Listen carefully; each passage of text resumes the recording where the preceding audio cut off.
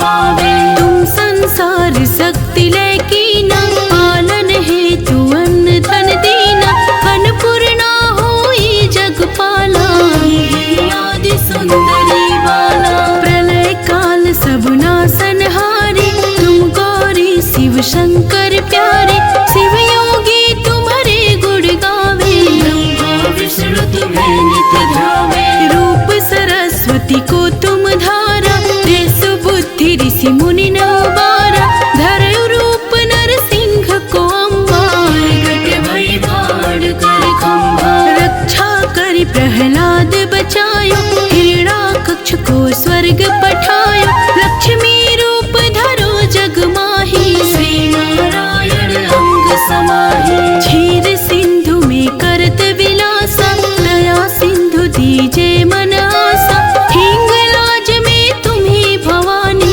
महिमा मित न जात बखानी। मातंगी धूमावती माता, भुवनेश्वरी बंगला सुखदाता, श्री भैरव तारा जगतारणी, बाल भव दुख निवारिणी। के हरि वाहन सोह भवानी, लांगुर वीर चलत अगवानी, कर में खप्पर खड्ग विराजे, को देख काल डर भाजे। सोह अस्त्र और त्रिशूला, जाते उठत शत्रु ही असूला, नगर कोट में तुम्हें विराजत, लोक में डंका बाजत। शुंभ निशुंभ दानव तुम मारे, रक्त बीज शंखन संहारे, महिषासुर नृपति अभिमानी, अगभार मही अकुलानी। रूप कराल कालिका धारा, सेन सहित तुम तिहि संहारा, बड़ी गाढ़ संतन पर जब जब, भई सहाय मात तुम तब तब।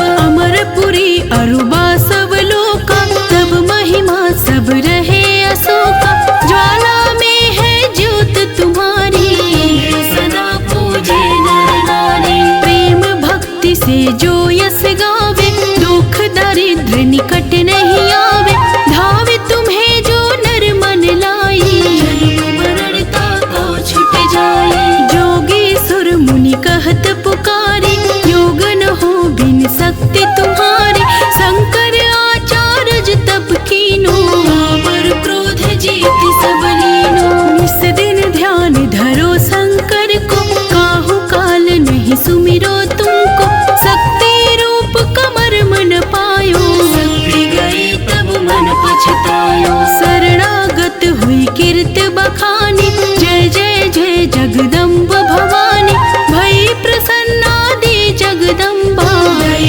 शक्ति नहीं कीन विलंबा। मोको मातु कष्ट अति घेरो, तुम बिन कौन हरे दुख मेरो, आशा तृष्णा निपट सतावै, मोहमदादिक सब विनशावै। शत्रुनाश की जय महारानी, सुमिरो एक चित तुम्हें भवानी, करो कृपा हे मातु दयाला, रिद्धि सिद्धि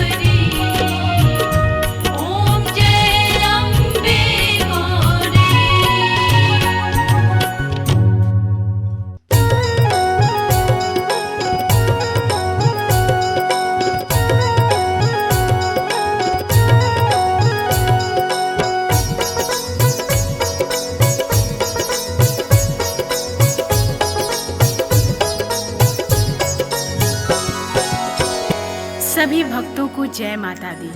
आइए आज आप सभी को माता वैष्णो की अमर कथा को बताती हूँ और श्रवण कराती हूँ। जय माता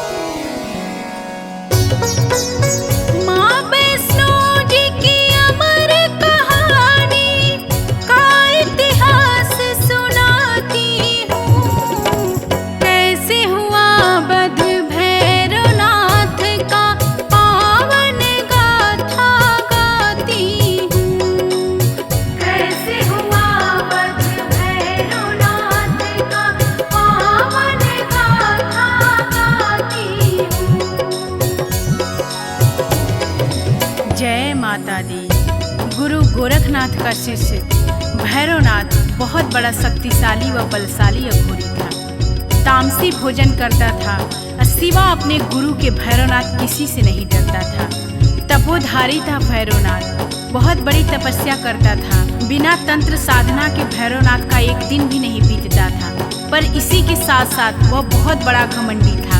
उसका ये मानना था कि वो तीनों लोक का स्वामी है, आंधी है, तूफान है। और ऐसे घमंडी भैरवनाथ का किस प्रकार माँ ने वध किया, आइए आप सभी को पूरी कथा बताती। श्रीधर नाम के एक ब्राह्मण थे और माँ वैष्णो के बहुत बड़े पुजारी थे। बहुत ही दीनहीन हालत थी उनकी, लगता था जैसे बहुत बड़े भिखारी हैं। सुबह शाम दिन रात माँ की भक्ति में लीन रहते थे। एक दिन श्रीधर कहीं जा रहे थे, अचानक से उनके साथ एक बहुत बड़ी घटना घटी। आइए उस घटना के बारे में आप सभी को आगे की कथा में श्रवण कराती हूँ। जय माता दी।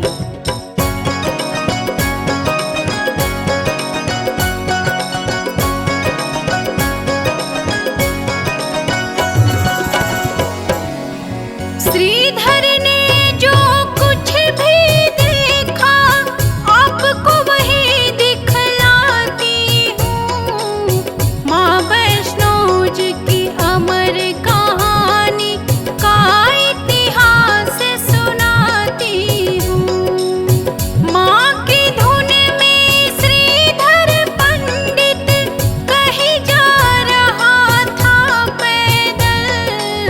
सुनसान रास्ता वीरान था, होने लगी थी अजब हलचल। छन छन की आवाज से बज रही थी जैसे कोई पायल। सुन के आवाज पायल की श्रीधर होने लगा पागल। कन्या रूप में वैष्णो रानी के दर्शन करवाती हूँ। माँ वैष्णो जी की अमर कहानी का इतिहास सुनाती हूँ।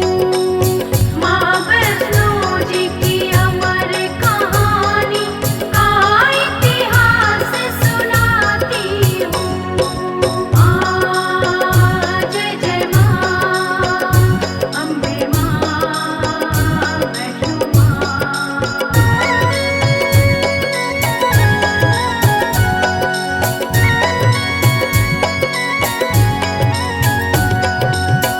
फाड़ फाड़ के आँखें श्रीधर चारों तरफ देखता है। आवाजें पायल की सुनकर मन का वहम समझता है। प्रकट होती फिर छुप जाती, खेल रही श्रीधर से माँ। हंसती और पायल खनकाती, इधर कभी तो उधर से माँ।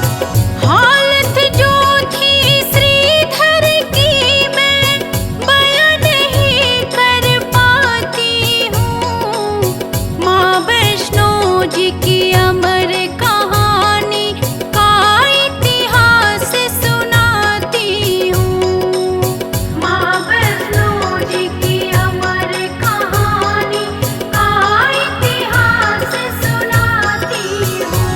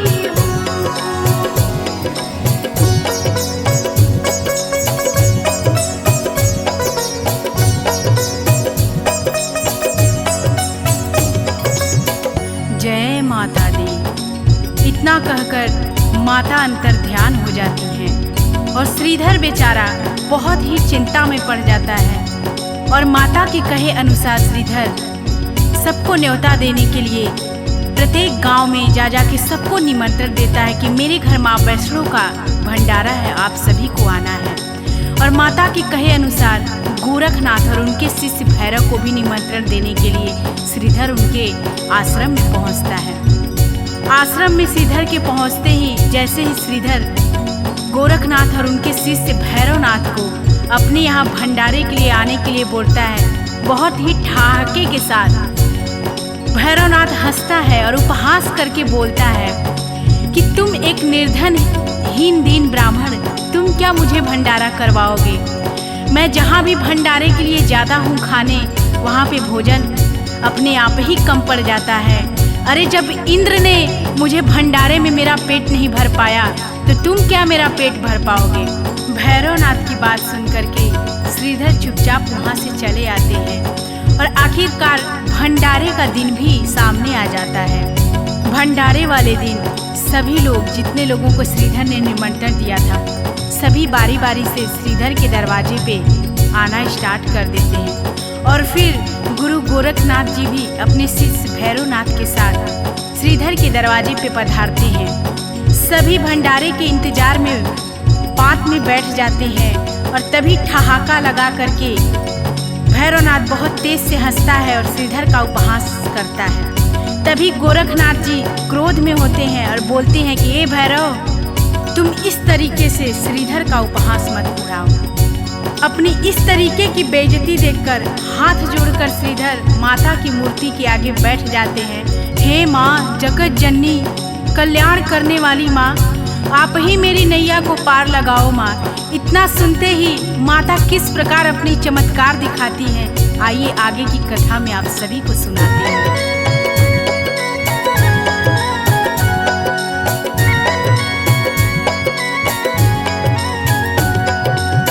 प्रकट हो गई कन्या रूप में, सुन के व्यथा जगत जननी, बोली हंस के माँ श्रीधर से, सूरत सही करो अपनी। कहा मैंने भंडारे को तो भंडारा करवाऊंगी, जिसका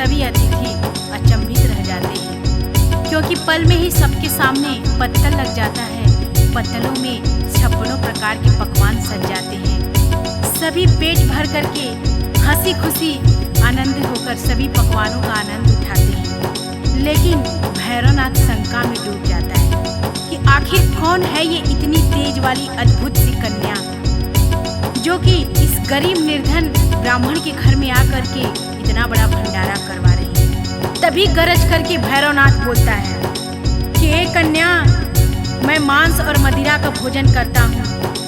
अगर हमको ये खाना नहीं मिला, हमको ये भोजन नहीं मिला, तो मैं इस भंडारे से रुष्ट होकर के चला जाऊंगा और तुझे श्राप दे दूंगा। इतना सुनते ही क्रोध में आकर माता बोलती है कि हे भैरव, ये वैष्णव का भंडारा है और ये ब्राह्मण के घर का भंडारा है।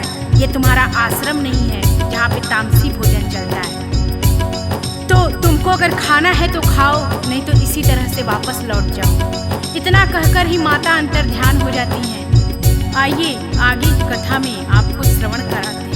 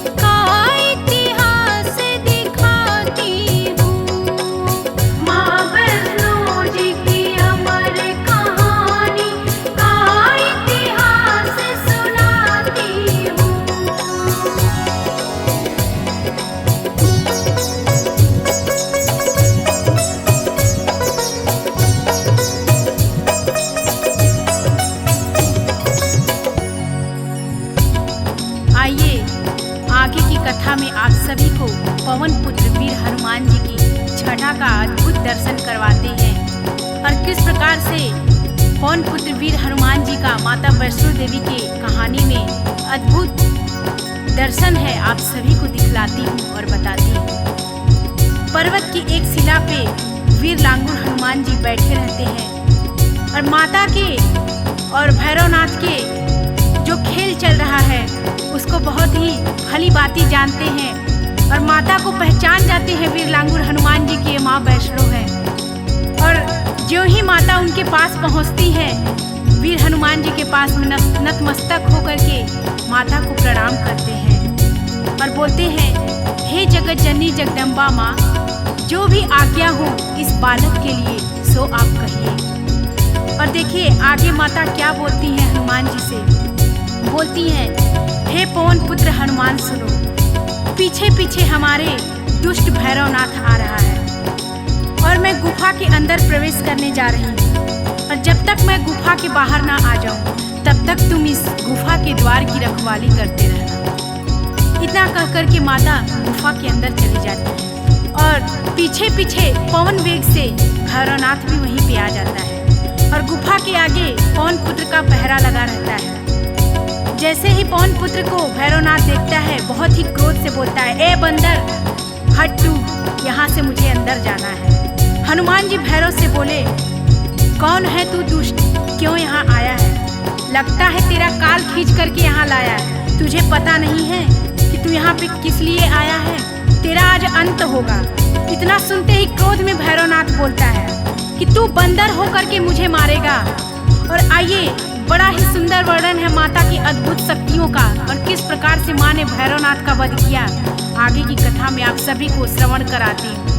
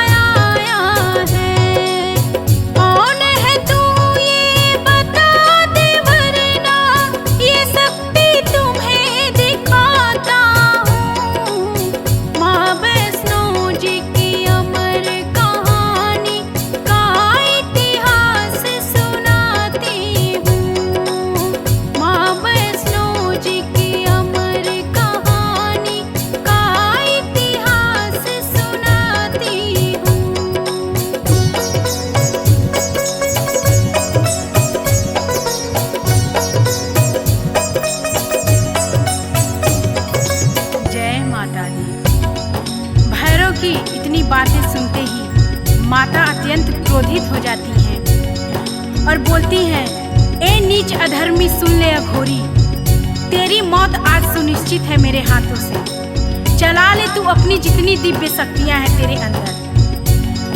फिर माता का और भैरव का द्वंद्व युद्ध हुआ और फिर माता ने त्रिशूल चलाया और जैसे ही माता का त्रिशूल चलता है वैसे ही शैतान भैरव का शीश कट के तुरंत वहीं पृथ्वी पर गिर जाता है। सर विहीन धर जैसे ही पृथ्वी पर पड़ता है बोल रहा है, माँ क्षमा करो, दया करो माँ, हे जगत जननी माँ, मैंने आपको पहचानने में बहुत बड़ी भूल कर दी। मैं अहंकार में था, मैं आपको नहीं पहचान पाया माँ कि माँ आप वैष्णो माँ हैं। आप मुझे दंड दो माँ, उद्धार करो माँ, क्षमा करो माँ। और आइए आगे क्या होता है आप सभी को कथा में श्रवण करा दें।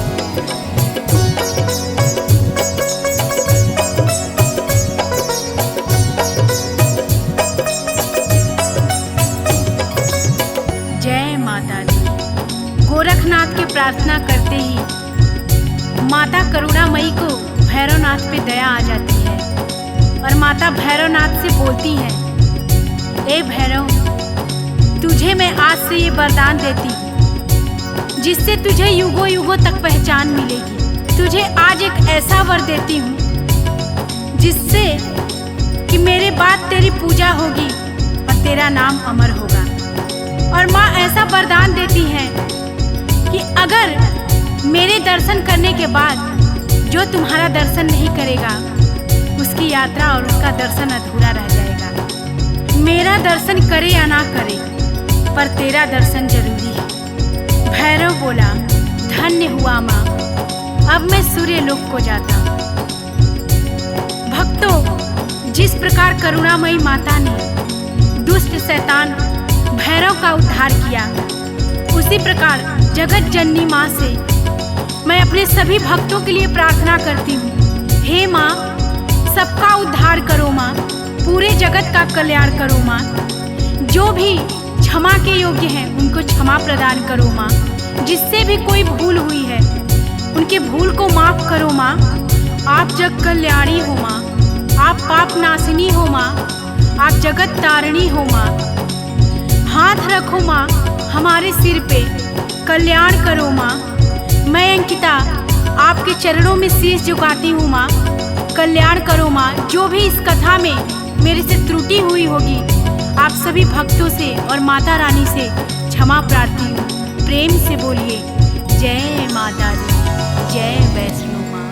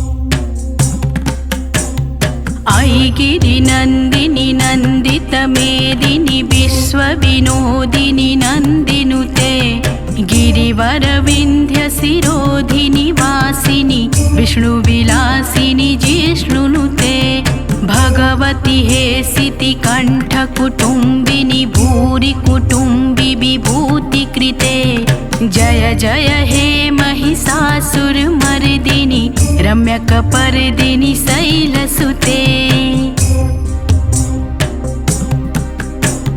सुरवर वर सिड़ी दुर्धर धर सिड़ी दुर्मुख मर सिड़ी हर्षरते त्रिभुवन पोसिड़ी शंकर तोसिड़ी कलमस मोसिड़ी घोषरते धनुजनि रोसिड़ी दुर्मद सोसिड़ी दुर्मनि रोसिड़ी सिंधु सुते जय जय हे महिषासुर मर्दिनी रम्यक पर्दिनी शैलसुते आई जगदम्ब कदम्ब वन प्रियवासिनी तोसिड़ी हासरते शिखरि शिरोमणि तुंग हिमालय शृंग निजालय मध्यगते मधु मधुरे मधुकैटभ गंजिनी महसि विदारिणी रासरते जय जय हे महिषासुर मर्दिनी रम्यक पर्दिनी शैलसुते आई निजहुंकृत मात्र निराकृत धूम्र विलोचन धूम्र सते समर विशोषित रूढ़ित शोणित बीज समुद्धव बीज लते शिव शिव शुंभ निशुंभ महावतर्पित भूत पिशाचरते जय जय हे महिषासुर मर्दिनी रम्यक पर्दिनी शैलसुते आई सतखंड विखंडित रुंड वितुंडित सुंड गजाधिपते निज भुज दंड निपातित चंड विपाटित मुंड भटाधिपते रिपु गज गंड विदारण चंड पराक्रम सौंड मृगाधिपते जय जय हे महिषासुर मर्दिनी रम्यक पर्दिनी शैलसुते धनुरनुसंग रक्षण संग परिस्फुरदंग नटकट के कनक पिसंग पुस्तक निसंग रसद श्रृंग हटा बटुके हर चतुरंग बल छितिरंग घट बहुरंग रट बटुके जय जय हे महिषासुर मर्दिनी रम्यक पर्दिनी शैलसुते आई रण दुर्मद शत्रु वदार धूर्धर निर्भर शक्ति भृते चतुर विचार धुरीण महाशय दूत कृत प्रथमाधिपते दूरित दूरिह दूराशय दुर्मति दानव दूत दुरंत गते जय जय हे महिषासुर मर्दिनी रम्यक पर्दिनी शैलसुते आई शरणागत वैरी वधू जन वीर वरा भयदाई करे त्रिभुवन मस्तक शूल विरोधि शिरोधि कृतामल शूल करे धूमि धूमि तामर धुंधु बिनाद महुमुर्कृत कृत दिनंगि करे जय जय हे महिषासुर मर्दिनी रम्यक पर्दिनी शैलसुते सुरललना ततते तथे तथाभिनियोत्तर नित्यरते कृत कुकुथा कुकुथोदि दडादिक ताल कुतूहल गान रते धुधुकुट धुधुआ धिमधिमति ध्वनि धीर मृदिंग निदादरते। जय जय हे महिषासुर मर्दिनि रम्यक पर्दिनि शैलसुते। जय जय जाप्य जय जय शब्द परस्तुति तत्पर विश्वनुते। झड़ झड़ झिंझिम झिंकृत नुपुर सिसिचित मोहित भूतपते। नटित नटार्ध नटि नटनायक नाटन नाटित नाट्यर्थे। जय जय हे महिषासुर मर्दिनि रम्यक पर्दिनि शैलसुते। अय सुमना सुमनः सुमनः सुमनः सुमनोरम कान्तियुते। श्रित रजनी रजनी रजनी रजनी रजनी करवक्त्रिभृते। सुनयन भ्रमर भ्रमर भ्रमर भ्रमर भ्रमराभृदिते। जय जय हे महिषासुर मर्दिनि रम्यक पर्दिनि शैलसुते।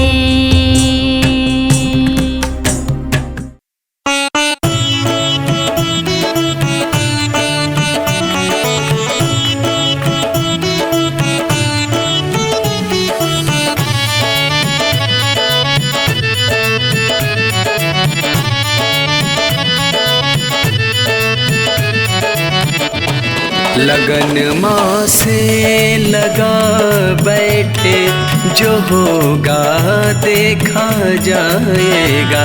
लगन माँ से लगा बैठे जो होगा देखा जाएगा। जो होगा देखा जाएगा। जो होगा देखा जाएगा।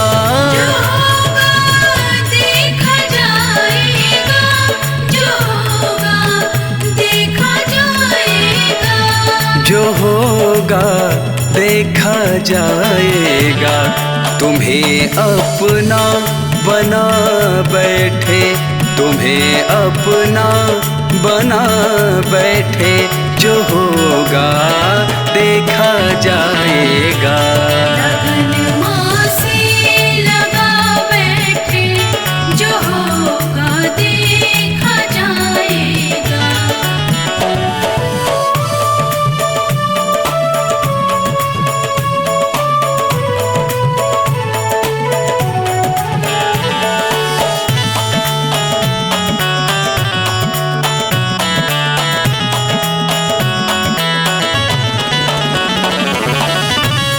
दीवाने बन गए माँ के तो फिर दुनिया से क्या मतलब।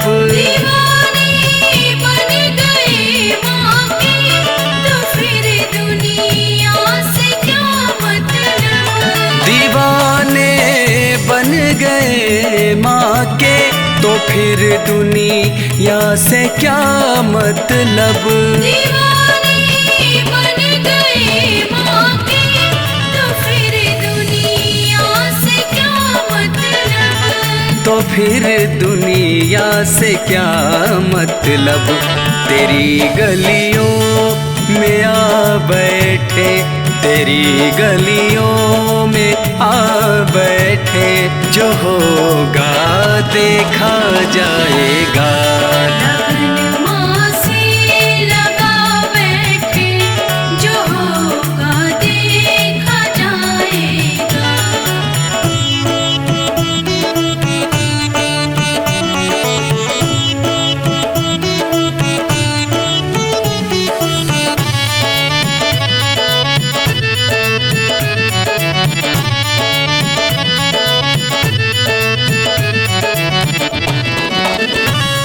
कभी दुनिया से डरते थे कि छुप छुप याद करते थे। कभी दुनिया से डरते थे कि छुप छुप याद करते थे। कभी दुनिया से डरते थे कि छुप छुप याद करते थे। कभी दुनिया से डरते थे कि छुप छुप याद करते थे। कि छुप छुप याद करते थे। लो अब पर्दा हटा बैठे, लो अब पर्दा हटा बैठे, जो होगा देखा जाएगा। लगन माँ से लगा बैठे, जो होगा देखा जाएगा।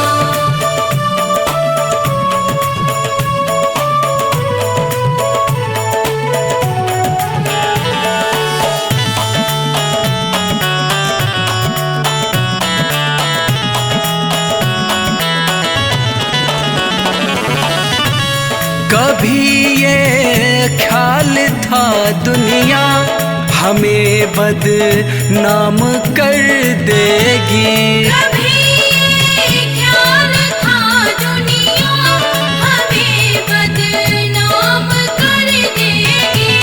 कभी ये ख्याल था दुनिया हमें बदनाम कर देगी। कभी ये ख्याल था दुनिया हमें बदनाम कर देगी। हमें बदनाम कर देगी।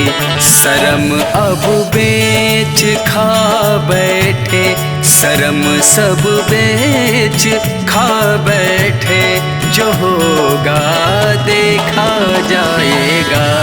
लगन माँ से लगा बैठे, जो होगा देखा जाएगा। जो होगा देखा जाएगा, जो होगा देखा जाएगा। देखा जाएगा, जो होगा देखा जाएगा। जो होगा देखा जाएगा। तुम्हें अपना बना बैठे, तुम्हें अपना बना बैठे, जो होगा देखा जाएगा। लगन माँ से लगा बैठे, जो होगा देखा जाएगा। लगन माँ से लगा बैठे, जो होगा देखा जाएगा।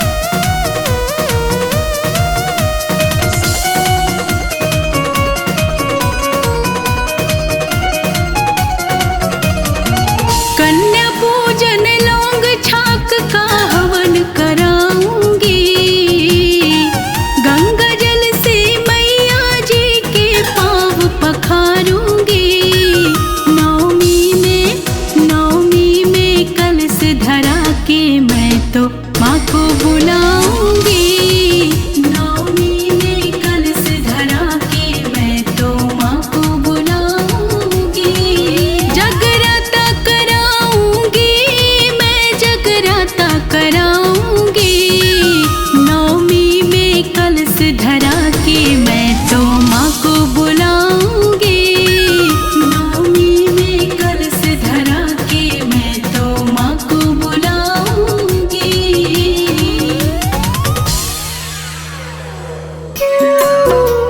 सर्व मंगल मांगल्ये शिवे सर्वार्थ साधिके शरण्ये त्र्यंबके गौरी नारायणी नमोस्तुते।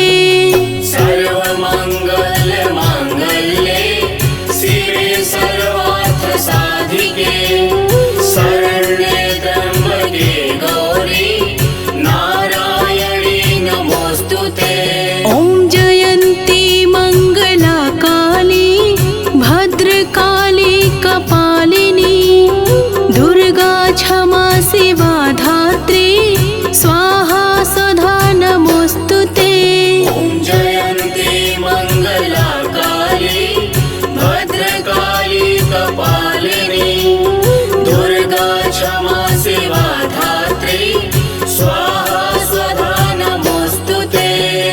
या देवी सर्वभूतेषु शक्तिरूपेण संस्थिता नमस्तस्यै नमस्तस्यै नमस्तस्यै नमो नमः। या देवी सर्वभूतेषु शक्तिरूपेण संस्थिता नमस्तस्यै नमस्तस्यै नमस्तस्यै नमो नमः। या देवी सर्वभूतेषु लक्ष्मीरूपेण संस्थिता नमस्तस्यै नमस्तस्यै नमस्तस्यै नमो नमः। या देवी सर्वभूतेषु लक्ष्मीरूपेण संस्थिता नमस्तस्यै नमस्तस्यै नमस्तस्यै नमो नमः। या देवी सर्वभूतेषु मातृरूपेण संस्थिता नमस्तस्यै नमस्तस्यै नमस्तस्यै नमो नमः।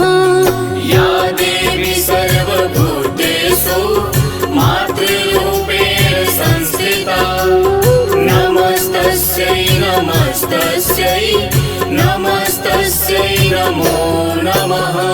या देवी सर्वभूतेषु दयारूपेण संस्थिता नमस्तस्यै नमस्तस्यै नमस्तस्यै नमो नमः। या देवी सर्वभूतेषु दयारूपेण संस्थिता नमस्तस्यै नमस्तस्यै नमस्तस्यै नमो नमः। या देवी सर्वभूतेषु बुद्धिरूपेण संस्थिता नमस्तस्यै नमस्तस्यै नमस्तस्यै नमो नमः। या देवी सर्वभूतेषु बुद्धिरूपेण संस्थिता नमस्तस्यै नमस्तस्यै नमस्तस्यै नमो नमः। या देवी सर्वभूतेषु शान्तिरूपेण संस्थिता नमस्तस्यै नमस्तस्यै नमस्तस्यै नमो नमः। या देवी सर्वभूतेषु शान्तिरूपेण संस्थिता नमस्तस्यै नमस्तस्यै नमस्तस्यै नमो नमः।